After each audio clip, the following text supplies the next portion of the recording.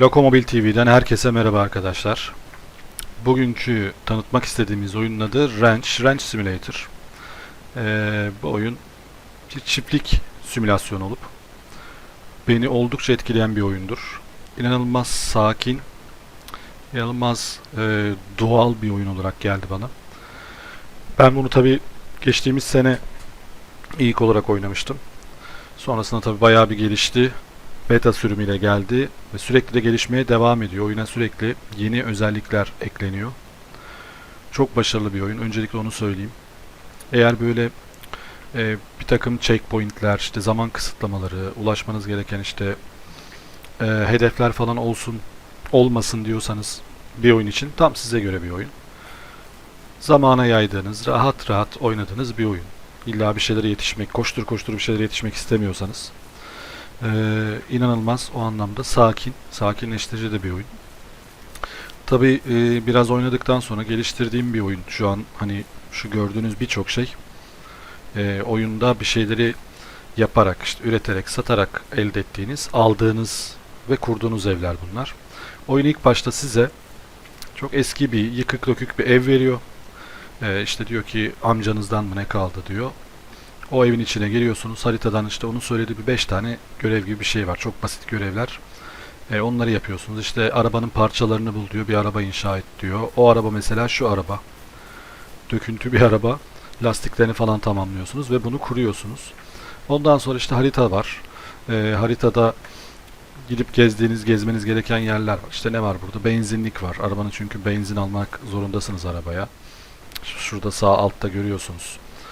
Kadran ve hemen yanında depo şeyini. Ondan sonra bir iki tane görev yaptıktan sonra markete gidiyorsunuz ve hayvan almaya başlıyorsunuz. Bunu alır almaz da ufak ufak artık üretmeye başlıyorsunuz. İşte ben önce size şey kurdurtuyor. Bir tane diyor şey kur, kümes kur diyor. Onun içine tavuk koyuyorsunuz. İşte yavaş yavaş işte silahınız var. Şunun gibi revolveriniz var. Mermi yükleyelim buna. Bununla gidip av yapabiliyorsunuz. Geyik etlerini alıp satıyorsunuz markete. Ufak ufak para kazana da en son büyütüyorsunuz. Şu an benim çiftliğimde işte kaç tane ev var. Ahırlarım var. Bunları kuruyorsunuz ve devam ediyorsunuz. Şimdi şu an mesela normal güne göre biraz daha hızlı giden bir saat şeyi var. Hemen üst tarafta görüyorsunuz 19.27 oldu. 19.28. Hava ufaktan kararmaya başladı. Bildiğiniz hava kararıyor ve sonra siz uyu diyerek sabaha geçebiliyorsunuz. Böyle bir özellik de var. Bu videoda biraz tabii genel bir tanıtım yaptığımız için hızlı anlatacağım. Ama totalde baktığınızda inanılmaz zevkli bir oyun. Yani şu dağların birçok kısmına kadar tırmanabiliyorsunuz. Tüm manzara ayaklarınızın altına geliyor falan. Yani sırf çıkıp o tepelere falan oyunu izleseniz zaten o bile insana müthiş bir keyif veriyor. Sonrasında hayvanlar alıyorsunuz. Hayvanlara bakıyorsunuz. Çiftliğinizi geliştiriyorsunuz ufak ufak. Ben mesela en son işte at güncellemesi geldi ve ahırımda işte görüyorsunuz atlar aldım. Araçları marketten satın alabiliyorsunuz.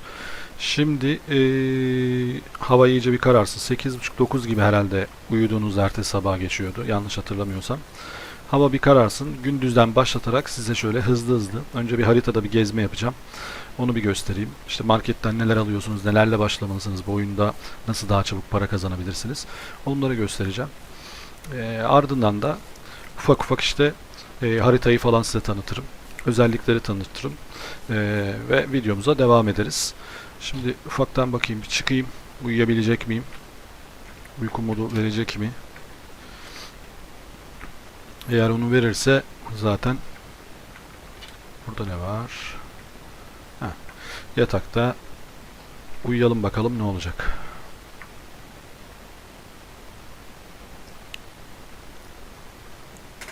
Sabah oldu.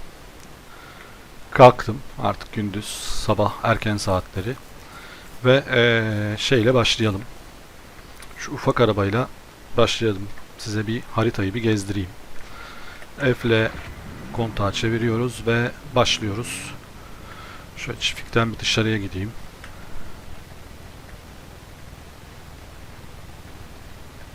Ben çitler falan da yapmaya başladım çiftliğimin etrafına.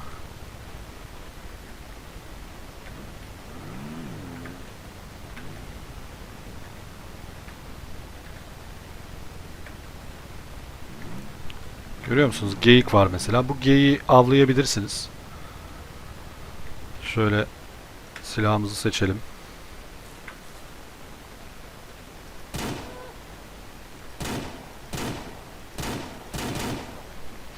İndirdik. Sadece geyikler yok yaban hayvanı olarak bu arada. Ayılar da var ama dikkat edin, ayılar yakınınıza gelip sizi öldürüyorlar. Mesela ilk başta zaten elinizde çok para vesaire de olmayacağı için bu tarz avlarla başlayabilirsiniz. Şimdi üzerine geldiğinizde öldürdüğünüz hayvanın E'ye bastığınızda size şöyle 3 parça et veriyor. Bunları ilk başta paranız olması için şu kutular olmayabilir ama bunlar 12 parça av etini taşıyabiliyor. Kamyonunuzun arkasına atarsınız. Alırken sol mouse tuşuyla alıyorsunuz. E ile de içine yükleme yapabiliyorsunuz. Şimdi mesela bir av yaptık. Gidelim bu av etini satalım. Hemen çiftlikten çıkar çıkmaz önünüze ilk burgerci geliyor. Bir restoran. Buranın özür dilerim, bu bank dediğimiz bu araç satın alabileceğiniz yer burgerci şurası.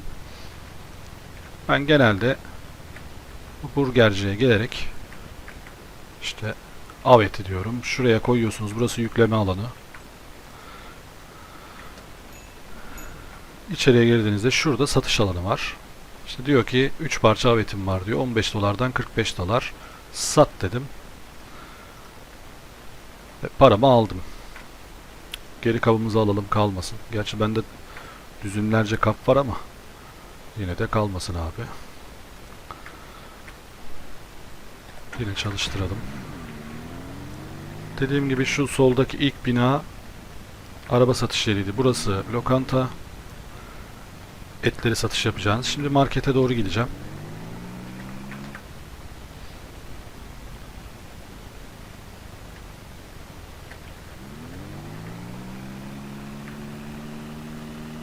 Bir geyik daha. Bol bol geyik var tabi. Şimdi para ihtiyacımız yok ya. Bir de bu arada öldürmediğiniz için de artıyor. Yani spawn oluyorlar. Böyle bir durum da var. Burası birçok aleti, edevatı, işte yemi vesaireyi alacağınız, alabileceğiniz bir market. Aynı zamanda avladığınız eti ya da işte ürettiğiniz yumurtayı vesaire satabileceğiniz yer. Bunlar oyunun başında size hepsini tanıtıyor bu arada. İşte konuşuyorsunuz. Buraya diyor buradaki şeyi kullan falan diyor. Terminalde bu. Buradan neler alıyorsunuz? Tavuklar var gördüğünüz üzere. İşte hayvanlar diyelim. Tavuk var, horoz var. Sadece tavuk alırsanız yumurta üretiyor ve yumurta alıyorsunuz. Horoz alırsanız yumurtalardan yeni civcivler çıkma şansı oluyor. Böylece tavuk sayınızı arttırıyorsunuz. Burada işte mandıra ineği var. Bunun renkleri de var bu arada. İstediğiniz renk alabiliyorsunuz. Keza tavukta vesairede de var. Mandıra boğası bu yeni gelen bir özellik. Mesela yakında koyun ve keçi de eklenecekmiş. Mandıra boğası bu da üretim için, ineklerin üremesi için lazım olacak. İşte sığır ineği var. Bu etlik inek, bu mandıra, bu sütlük inek gibi düşünün. Bunu keseceksiniz hayvanı ve et üreteceksiniz. Bu da sığırın boğası. Bunları bu şekilde işte domuz alıyorsunuz. Ben ilk yumurtalardan ve avlardan elde ettiğim parayla hemen domuza girmiştim. Bir domuz erkek dişi çok çabuk büyüyor ve ürüyorlar. 5-6 tane yavru yapabiliyor. Onları da beslerseniz kısa sürede şey yapabiliyorsunuz. Hemen et ve para kazanabiliyorsunuz. Yem, su. Bu su deposu. İsterseniz hayvanların yanına koyabilirsiniz. İstiyorsanız orada birazdan çiftlikte gösteririm şey var. Kuyu var. Oradan da çekebilirsiniz. Veya büyük yel değirmenleri falan koyarak suyunuzu otomatik olarak da elde edebilirsiniz. Tabi para bunların hepsi. Aletlere gelince soğutucu az önce gördüğünüz 12 parça şey alıyor. Süt kabı eğer süt işine girecekseniz bunları almak zorundasınız. Sütü bunda biriktiriyorsunuz. Sütü gelip buraya satabiliyorsunuz da veya şu beyaz küf dedikleri şeylerle alacağınız tencere, ocakta pişirerek evin içinde şeyler var. Onlarla da peynire çevirip satabiliyorsunuz. Peynir çok pahalı bu arada. Onun için yani sütü peynire çevirerek satmanız daha mantıklı. Keza dedik yani domuzları kestik, etini aldık. Bunlarla mesela kıyma ardından da sosise çevirerek çok daha fazla para elde edebiliyorsunuz. Bunlar işte süt kovaları ya da su kovaları olarak kullanabilirsiniz. Bu ovoskop vallahi açıkçası çok da kullanmayı beceremedim ben bunu ama işte yumurta döllenmiş mi, tavuğun altından alacağınız yumurtaların içinde yavru var mı yok mu diye göreceğiniz bir şey bu. Süt sağma makinesi yeni bir özellik. Eskiden manuel sağıyordunuz. Altına kovayı koyup böyle fış fış fış sayıyordunuz. Artık bununla herhalde otomatik olarak şeydir. Alayım hatta bundan bir tane. Neymiş merak ettim. Bu da kulak küpesi. Bu da yeni gelmiş. 20 tane. İnekler herhalde kulaklarına, çünkü şeydi, sağım yaparken hangisini sağdık hangisini sağmadık diye karışıyordu. Muhtemelen bu o işe yarayacak. Onu engellemek için. Bunlar manueller. İlk başta paranız olmadığında şunları alamazsanız eğer, elektronikleri manuelleri alarak sosis ve kıyma yapabilirsiniz. Tabii oyun dediğim gibi sürekli gelişiyor. Sepete gelelim. Şunları bir alalım bakalım. Buradan aldığınız alışveriş, ne alırsanız alın. Eğer canlı hayvansa şurada çıkıyor. Alet edevatsa bunun gibi. Mesela bir kurayım, neymiş bu? Süt sağma makinesi kullanmak için makinenin önündeki musluğun altına bir kap koy. Kova koyacağız. Makinenin sağındaki vakum ağızlarını dişi ineklere bağla. Otomatik olarak da duracakmış. Çok iyi. Yani artık oyunda gitgide gelişmeye başladı yani. Zevkliymiş bayağı. İş kolaylaşıyor gitgide. Bu neydi? Bu da kulak küpesi. Bunu da dediğim gibi yeni gördüm. Herhalde hayvanları şey yapmak için. Şimdi buradan devam edelim. Market böyle bir yer. Devam edelim. Yolları bir görelim. Sizlere göstereyim istiyorum. Arada eğer yine vahşi hayvanlar çıkarsa belki vururuz bir iki tanesini. Yani şu manzaraya bakar mısınız yani? O kadar güzel ki manzara. Harika yani, harika. O kadar gerçekçi ki. Bu arada çok küçük bir şey daha göstereyim size. Bu ağaçların hepsini arkadaşlar kesebiliyorsunuz. O da nasıl? E'ye basıyorsunuz. Önce yıkıyor ağacı. Sonra E'ye basarak bunları oduna çeviriyor. Bunları da alıyorsunuz. Mod şeyleriniz var. Testereleriniz var. Tezgahlarınız var daha doğrusu. Orada biçebiliyorsunuz. Onu da birazdan gösteririm. Yani bu ağaçların hepsini kesebiliyorsunuz. Tabii küçüklerden odun çıkmıyor. Büyüklerden 3 tane yine çıkıyor. Bir problem olmuyor ama ne yaptık? Döndük dolaştık. Marketin önüne mi çıktık? Aynen. Döndük dolaştık. Marketin önüne çıktık.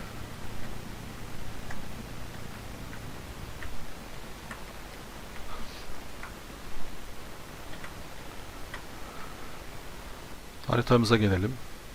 Market. Araba dükkanı, Besburger, hırdavatçı. Buna da bir bakalım hızlıca.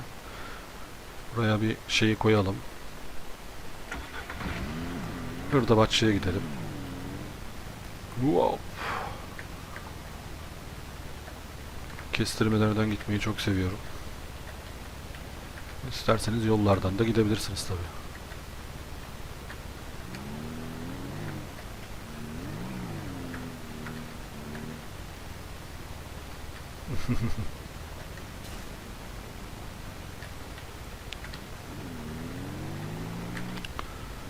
Bu arada arabayla kaza yaptınız, düştünüz falan, ölme yok. Bazen bug'lar oluyor. Arabayı çeviremiyorsunuz. Arabanızı çevirmek için şey söylüyor. Şuna basın ve çevirin falan diyor. O konuda korkmayın. Bir şey olmuyor yani. Araba düştü falan, takla attı. Öleceğiz bilmem ne. Öyle şeyler yok arkadaşlar. Bu oyunda her şey güzel, sakin, barış. İşte yukarıda mesela time devam ediyor. Görüyor musunuz? 12:19 olmuş. Sabah 8'de mi ne kalkmıştık. Burası hırdavatçı. Hırdavatçı ne işe yarıyor? Hırdavatçı şu işe yarıyor. Şuradan yandan sağdan girişi vardı. Hırdavatçı'da işte evler vesaireyi gördünüz. Bunun yanında yol vardı bu arada. Yolu şeyde kaybetmişler. Kötü olmuş girişini. Mesela hırdavatçıya geliyoruz. Yine buranın da böyle bir ekranı olacak burada. Neler satıyor? İşte kalaslar. Ağaçlardan kalas üretiyoruz ya ki, istiyorsanız gelip buradan satın alırsınız. Bunlar metal plaka. Evlerin, işte ahırların vesairenin yapılmasında bunlara ihtiyacınız olacak. Çimento torbaları vesaire. İşte balta. Zaten ilk başta sizde oluyor. Kulak küpesi yine burası da satıyormuş. İşte bu testereler dediğim, bu ucuzlar çok yavaş çalışıyor. Bu hızlı hemen bız diye odunu kesip size şu kalaslardan veriyor 4 tane. İşte levye var. Bunlar sizde oluyor. Bu çim biçme makinesi ne işe yarıyor? Çim biçme makinesi şuna yarıyor. Eğer ahır ya da ev vesaire kuracaksanız eğer eee, önce alanın çimini biçmeniz gerekiyor. Yani alanı inşa edilebilir hale getiriyorsunuz. Yine burası da soğutucu satıyor. Sersemletici bu öldüreceğiniz hayvanı ben genellikle silahla vurup öldürüyorum ve sonrasında da et parçası çeviriyorum. Ama bununla sersemletip de yapabiliyorsunuz. Ovoskop dediğimiz gibi yumurta. Kıyma makineleri burada var. Şişme yatak. Herhangi bir yerde dağda mesela çok zaman geçirdiğinizi düşünelim. Av yapacağım ben kardeşim dediniz. Bir şişme yataktan alırsınız yanınıza. Bu şişme yatak ne yapıyor? Uyurken oyunu kaydediyor ya da oyunu kaydetmek için R ile şişme yatağı kullanabiliyorsunuz. Yeni şeyler gelecek. Bunlara bakın. Havai fişekler vesaire. Bunlar eklenecekler. Yılbaşı paketi olarak. Ya da eklendi yılbaşında ben kaçırdım onu bilmiyorum. Ama işte süsler vesaireler bunlar o işe yarıyor. Hırdavatçı kısacası böyle bir yer. Satın aldığınız herhangi bir aleti, eşyayı buraya zaten atıyor. Yine biz bir devam edelim.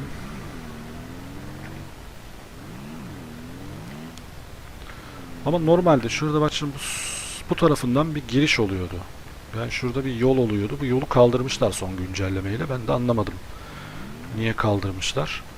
Şimdi haritamıza tekrar bakalım. Benzinliğe gidelim arkadaşlar.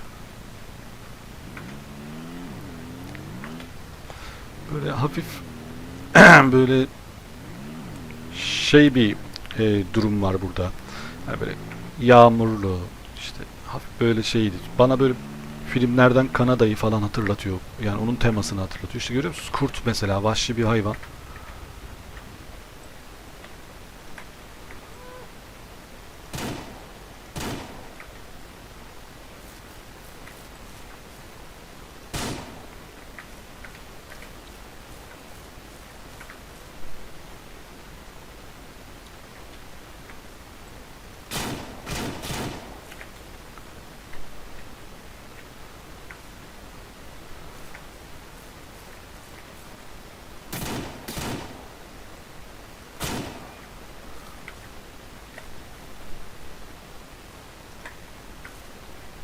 Bundan ne kadarlık şey çıkıyormuş? Ha, 2 et çıkıyormuş.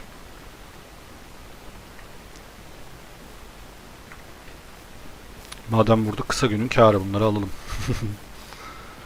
Şunları toplayalım. Şöyle tek tek içinden eyle almak zorunda değilsiniz. Bu kap elinizdeyse eğer şöyle E'ye basarak hepsini toplayabiliyorsunuz. 12 parça ete kadar dediğim gibi alıyor. Ayı da var bu arada. Kurt olduğunu hatırlamıyordum. Görmem iyi oldu. Bayağıdır da oynamıyordum çünkü bu oyunu. Devam edelim benzinliğimize doğru. Yani benzine ihtiyaç yok gibi ama bidonlar alabiliyorsunuz. Bidonlara doldurursunuz bir süre sonra. Yok ya şöyle gidelim. Bir yoldan dolaşarak gidelim bir kere de ya. Çok hazırcı olduk.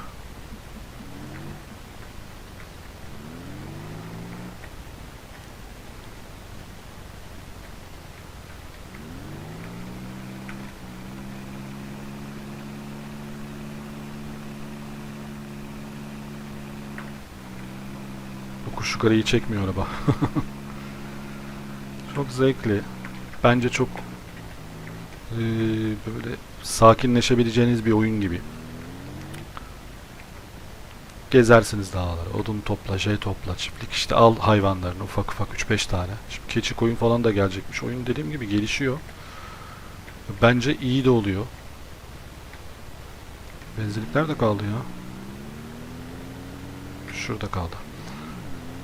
Burası benzinlik. Mesela bunun da buralarında yol asfalt falan vardı. Burası da değişmiş. İlginç. Yeni güncellemeye göre open diyor. Buraya bir girelim bakın. Girebiliyor mu? Yok girmiyor. İçi boş. Ama benzinlik çalışıyordur inşallah değil mi? Sol mouse'la tıkladığınızda size zaten koyacağınız yeri gösteriyor. Yerleştir. Buraya geliyorsunuz. E'ye basarak yakıt ikmalinizi yapıyorsunuz. Bitti. Geri takalım abi bunu. Fullledik yakıtı. Şu yoldan aşağıya doğru salalım. İlk etapta aslında öğrenmeniz gereken, görmeniz gereken şeyler bunlar. Çok da öyle ağam şağım ya bu oyun nasıl oluyor, bunu nasıl geliştirebiliriz, nasıl öğreniriz falan diyeceğiniz bir durum yok. Market, özür dilerim, araba galerisi. Bizim girişimiz şurada kaldı. Hop. Çiftliğimize tekrar girelim. Sonraki videolarda şunu yapacağım. İşte inek alacağım 2 tane. İnek de ne yapıyoruz? Onu çekeceğim. Ondan sonra işte domuz alacağım. Bir çift, 2 çift neyse işte. Etlik sığır alacağım. Kesimlik. Burada neymiş? Lucifer's Home. Evet, bizim evimiz böyle bir ev. Bunları yavaş yavaş sizlere göstereceğim. Ama genel itibariyle çevrede gezeceğiniz, malzeme alacağınız, hırdavat alacağınız vesaire şeyler bunlar. Yine şurayı bir anlatayım. Burası benim üretim için kullandığım evim. Dedim yani tencere, sütü burada kaynatacaksınız. Süt kaynıyor sonra veya işte şurada kaynatacaksınız. Sonra şunu alacaksınız. İçine döktüğünüzde peynir hazırlayacak. %100 olacak. İşte geleceksiniz o peyniri şuradaki raflara koyacaksınız ve peynir olacak. Mesela ben sosis yapmışım. Şunlardan birkaç tanesini alayım şuraya. %100 olmuş bu. Mesela en pahalıya satacağınız et ürünü. İşte kıyma makinesinden çıkarttım, sosis yaptım. Şuraya astığım zaman bu dolmaya başlıyor. %1, %2, %100 olduğunda da alıyorsunuz. Satılacak hale geliyor. Çiğ olarak da satabiliyorsunuz ama eğer onu orada demletirseniz, bekletirseniz daha çok para kazanıyorsunuz. Ben buraya bildiğim böyle üretim üssü kurdum.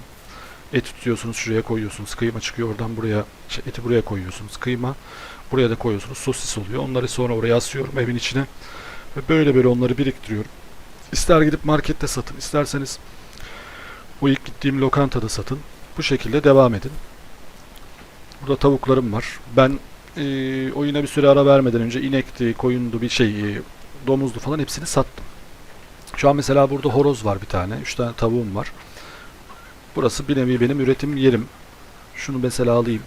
3 tavuk olduğu için artık. Büyük kümeslerden birine atayım bunu.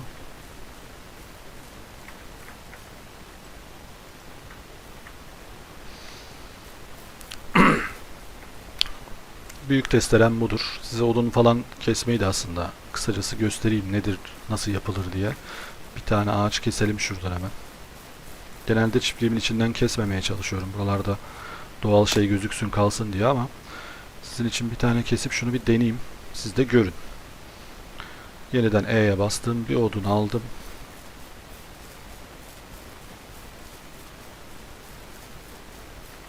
Görüyorsunuz şuraya koyun diyor zaten. Yeşille size gösterdi. Önce çalıştıralım şunu.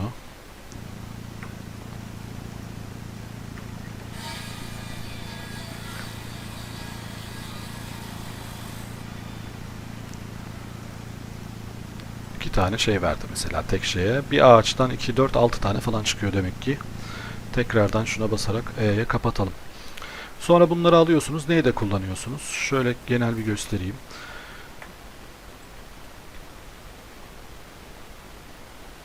İnşaata geldiniz. Size bir tane broşür açtı. Üçgen temel. Temellerle uğraşmayın. Sıfırdan. Genelde bak bunlar evler mesela ev tipleri. Birini kurmaya çalıştığınız an size diyecek işte ne gerekiyor mesela kalas 64 adet, çimento 365 orada göstermiştim ve metal diyor. Buna ihtiyacınız var. Ahırlara gelelim. Ahırın ön bölümü. Şurada gördüğünüz üzere. Şu bir ahır sağ tarafımda duran. Ön bölümü için diyor işte 75 kalasa ihtiyacınız var diyor. Şöyle kurmaya çalışırsam eğer. Arka bölümü, kapıları, hatta sonra da camları falan olacak. İşte bunlar tavuk kümesleri. Ben her çeşidinden yaptım. En sonunda burada çitler var. İşte çitin kapısı, kuyu. Bu kuyu yeni gelmiş bu arada. Sanki ben hatırlamıyorum öyle bir şey. Şuraya bir tane atayım kuyu. Mesela ne diyor? Diyor ki 6 tane kalas getir diyor. 50 tane de diyor çimento koy diyor. Bunu yap diyor. Masa. Devam ettirelim. İşte yemlikler, su çanakları hayvanlar için gerekecek. Ambar bu çok işe yarıyor. Ne için? Otomatik yem dolduruyor. Yoksa çuval çuval yem taşırsınız bayağı bir uğraştırır. Saklama kabı yapmış. Lamba. Peynir için saklama kabı. Bunlar yeni bu arada. Yel değirmeni keza bu su için gerekecek. Ve eğitim alanı. Eğitim neymiş? Gerekli kaynaklar. Kalas Yusuf. Bunu ben yeni gördüm. He, atlar için. Atlar için eğitim alanı. Tamam. Bunlar neler getirmiş? Pahalı kümes. Bu bende var. Ahır. Ahır kapısı. Ahır kulübesi. İçine eğer kulübe kurabiliyorsunuz. Ayırmak istiyorsanız ahırın içinde. Ahıra geçelim. Ona bir bakayım. Bu ahırlardan bir tanesi. Arka kapısı koymamışız bunun arkasına. Kapı çok ilginç. Yanında var. Buraya girdiğim zaman işte yemliklerini koymuşum, şeyleri koymuşum. O bölmelerden buraya istersem inşa edebilirim mesela. İşte nedir? Şöyle inşa edeyim mesela şuraya. Kur diyor. 2 direk arasına tak diye. Kur dediğim zaman ne diyor? İşte 20 kalas, 10 tane de metal. Ayırmak istediniz mesela hayvanı. Buraya koyabilirsiniz. Buralara ürettiriyor size. Şimdilik bu kadar. İzlediğiniz ve takip ettiğiniz için teşekkür ederiz. Kanala abone olmayı ve beğenmeyi unutmayın arkadaşlar. Bundan sonraki videolarda da bu oyunun işte derinliğine biraz daha gireceğiz. Ayrıntılarına gireceğiz. İşte inek alacağız, domuz alacağız, nasıl besliyoruz. Sıfırdan tavuk alırız gerekiyorsa. Böyle böyle bunları sizlere gösteriyor olurum. Herkese teşekkür ederim. İyi oyunlar dilerim.